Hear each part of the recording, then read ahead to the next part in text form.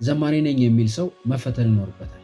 ዝማሬን በአግባቡ መዘመር እንደሚችል፣ ለዝማሬ የሚሆን መሰረታዊ የሚባሉ ነገሮች በሱ ላይ እንዳሉ፣ እንዲሁም ደግሞ ስለ ዝማሬ መሰረታዊ ኤሌመንቶች እንደሚረዳ ይህንን ለማረጋገጥ ጥቂት ቀለል ያሉ ፈተናዎችን መውሰድ ይኖርበታል።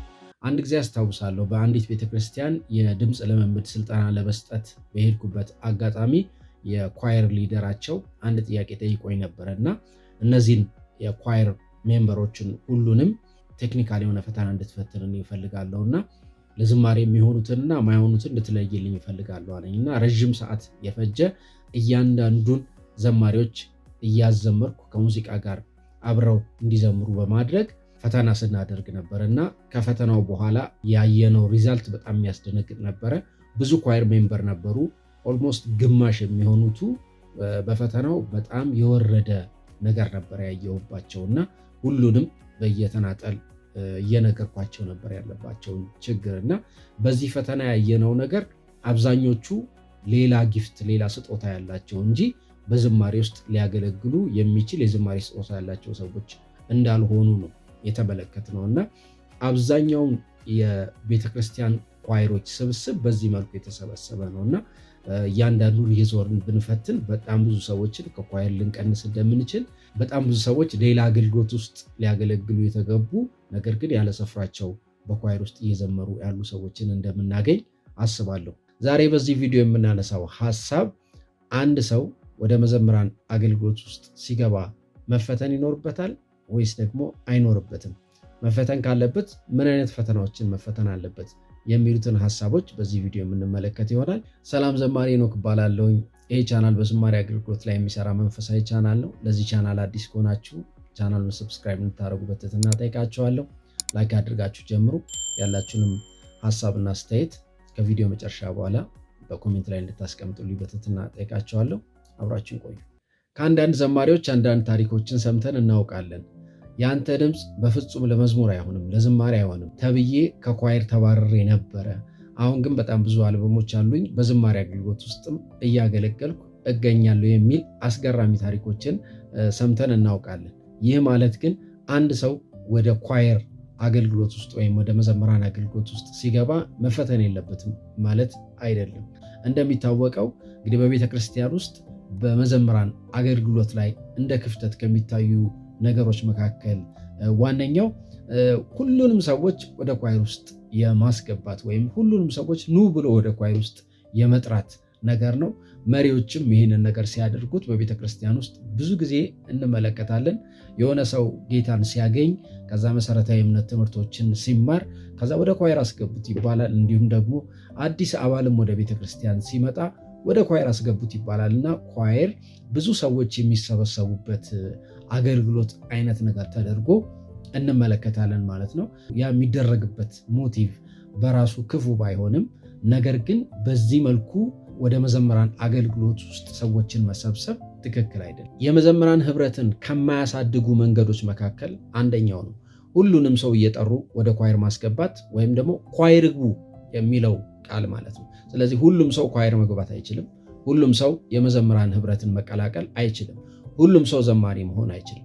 ስለዚህ ይህንን መለየት በጣም አስፈላጊ ነገር ነው። ማን ነው የዝማሬ ስጦታ ያለው፣ ማን ነው መዘመር የሚችለው የሚሉትን ነገሮች በደንብ ማወቅና ማረጋገጥ፣ እሱን መለየት በጣም አስፈላጊ ነገር ነው። ይህንን ስል የሆኑ ሰዎች ናቸው መዘመር የሚችሉት እያልኩኝ ሳይሆን ነገር ግን እንደ ዝማሬ ግን እንደ አገልግሎት አይተነው በዚህ አገልግሎት ውስጥ ሊያገለግሉ የሚገባቸው ወይም ስጦታ ያላቸው ለዛ ስጦታ በትክክል ፊት የሆኑ ሰዎችን በትክክል ጊፍቱና ስጦታ ያላቸውን ሰዎች መለየት በጣም አስፈላጊ ነው። ያ ደግሞ የኳየርን እድገት የኳየርን ፍሬያማነት በጣም የሚወስን በጣም ጥሩና ወሳኝ ነገር ስለሆነ ነው። እንግዲህ በመግቢያ ላይ እንደተናገርኩት አንድ ሰው ወደ መዘምራን አገልግሎት ወይም ወደ ኳየር አገልግሎት ውስጥ ለመቀላቀል በሚፈልግ ጊዜ የዝማሬ ፈተና መውሰድ አለበት ብያለሁኝ። እዚህ ላይ አብሮ መጠየቅ ያለበት ሌላው ጥያቄ ምንድን ነው? ይህንን ፈተና ማን ነው መፈተን የሚችለው ወይም ማን ነው መፈተን ያለበት የሚለው ነው። ይህንን ፈተና መፈተን ያለበት ሰው የሙዚቃ እውቀት ያለው ወይም ደግሞ የሆነ የሙዚቃ መሳሪያ መጫወት የሚችል ሰው መሆን አለበት። በተለይም ደግሞ ወይ ኪቦርድ ሊሆን ይችላል ወይም ጊታር ሊሆን ይችላል መጫወት የሚችል ሰው ቢሆን በጣም የተሻለ ነው። ምክንያቱም መፈተን ያለበት ፈተና ምን አይነት ነው? አንድ የሚወደውን መዝሙር እንዲመርጥና ያንን መዝሙር እንዲዘምርላችሁ ማድረግ ነው። ከነቁጥሩ ቢሆን ይመረጣል። ቢያንስ አንድ ቁጥር እንዲዘምርላችሁ ማድረግ። ስለዚህ የሆነን መዝሙር ራንደም መዝሙር ራሱ እንዲመርጥ አድርጋችሁ ያንን መዝሙር እንዲዘምርላችሁ ማድረግ ነው። ከዛ በኋላ ያንን ሲዘምር የምትረዷቸው ከዛ አዘማመር ውስጥ የምትረዷቸው ነገሮች አሉ። ሲዘምር የሚዘምርበትን የአዘማመር ቴክኒክ በደንብ ታዳምጣላችሁ። ለመዘመር የሚመርጠውን ድምፅ ታዳምጣላችሁ። ከዛ በኋላ የምቶች አካሄዱን ወይም ምት እንዴት እንደሚከተል በደንብ እሱን ታዳምጣላችሁ። ስለ ቅኝቶች ያለውን አረዳድ በደንብ ታዳምጣላችሁ። ምክንያቱም አንዳንድ ሰው ሲዘምር በፍጹም ምቶችን መጠበቅ አይችልም። አንዳንድ ሰው ሲዘምር ደግሞ ከቅኝት እየወጣ ወይም ደግሞ እየገለበጠ የመዘመር ልማዶች ሊኖሩት ይችላሉ። አንዳንድ ሰው ደግሞ ምንም አይነት ስለ ቅኝትም እውቀት ላይኖረው ይችላል። በተቃራኒው ደግሞ እነዚህን ሁሉ ነገር ያሟላ ሊሆን ደግሞ ይችላል ማለት ነው። ስለዚህ እንግዲህ ያንን መዝሙር እንዲዘምርላችሁ ታደርጉትና ከዛ በኋላ እስከሚጨርስ ድረስ እናንተ ታዳምጡታላችሁ። ስለዚህ እያዳመጣችሁ ምንድነው ከዛ ከሚዘምረው ዝማሬ ውስጥ እናንተ የምትረዱት ስለ ምት፣ ስለ ቅኝት፣ ስለ ፒች ያለውን እውቀት ያለውን መረዳት በደንብ ታዳምጣላችሁ ማለት ነው። ስለዚህ ከነዛ ከምታዳምጧቸው በአንድ መዝሙር ውስጥ ካሉ መሰረታዊና ሊጠበቁ ከሚገባቸው ኤሌመንቶች ውስጥ ምኑ አለው፣ የትኛው ይስተካከላል፣ የትኛው መስተካከል አይችልም፣ እነዚህን ነገሮች ሚዛን ላይ በማስቀመጥ ይሄ ሰው ወደ ኳየራችን ወይም ወደ መዘምራን አገልግሎት ውስጥ ቢገባ ማደግ ይችላል ወይ፣ ለኳየራችን ይጠቅማል ወይ የሚሉትን ነገሮች በማየት እነዚህን ፈተናዎች ከሚዘምረው ዝማሬ ውስጥ መውሰድ ይቻላል። አንዳንድ ቦታ እንዲሁ ሰውየው ብቻ በራሱ ድምፅ እንዲዘምር ተደርጎ በራሱ ድምፅ ብቻ እየዘመረ ወይም ከሙዚቃ መሳሪያ ውጭ ማለት ነው እየዘመረ እነዚህን አሁን የዘረዘርኳቸውን ነገሮች ፊል ማድረግ ይችላሉ። አንዳንድ ሰዎች ደግሞ መዝሙሩን ያስመረጡትና ምን ያደርጋሉ? ኪቦርድ ላይ ሪትም ከፍተውለት ትራንስፖዝም አስተካክለውለት በራሱ ድምፅ ማለት ነው። ስለዚህ ያንን ተከትሎ መዘመር በአግባቡ ይችላሉ የሚሉትን ነገሮች መለየት ይቻላል። ዞሮ ዞሮ ግን አንድ መዝሙር ቢያንስ ሊጠበቅባቸው የሚገቡ መሰረታዊ ነገሮች አሉ። ምት መጠበቅ፣ ቅኝት ተከትሎ መዘመር፣ እነዚህ ቢያንስ መሰረታዊ የሚባሉ ነገሮች ናቸው፣ ሌሎቹን ስንተው ማለት ነው። ስለዚህ እነዚህን ቢያንስ ሁለቱን ነገሮች ሉዝ ማድረግ የለበትም። እነዚህን ሉዝ ካረገ በጣም አስቸጋሪ ነው ትሬን ማድረግ ማለት ነው። ስለዚህ እነዚህን ነገሮች በመለየት በዛ ኳየር ውስጥ ቢገባ ፍሬያማ ይሆናል ብላችሁ የምታምኑበትን ነገር ዲሳይድ ማድረግ ያስፈልጋል።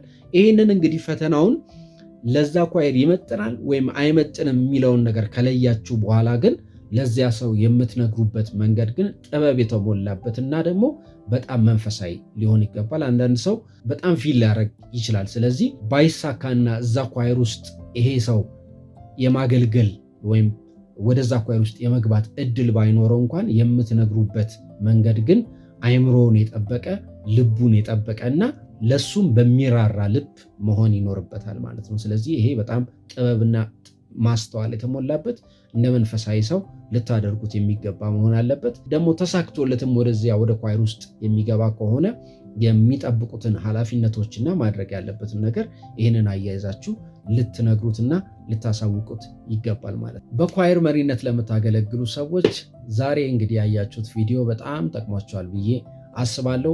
ወደ ዝማሬ ህብረት ወይም ወደ ኳየር ውስጥ ለመቀላቀል ለምታስቡ ሰዎች እንደሚጠቅማችሁ አስባለሁ። ሰብስክራይብ ያላደረጋችሁ ሰዎች እዚህ ድረስ መታችሁ ሰብስክራይብ ካላደረጋችሁ አሁን ሰብስክራይብ እንድታደርጉ በትህትና ጠይቃችኋለሁ። ያላችሁን ሐሳብና አስተያየት በኮመንት ላይ ልታስቀምጡልኝ ትችላላችሁ። አብራችሁኝ ስለቆያችሁ እጅግ አድርጌ አመሰግናችኋለሁ። መልካም ጊዜ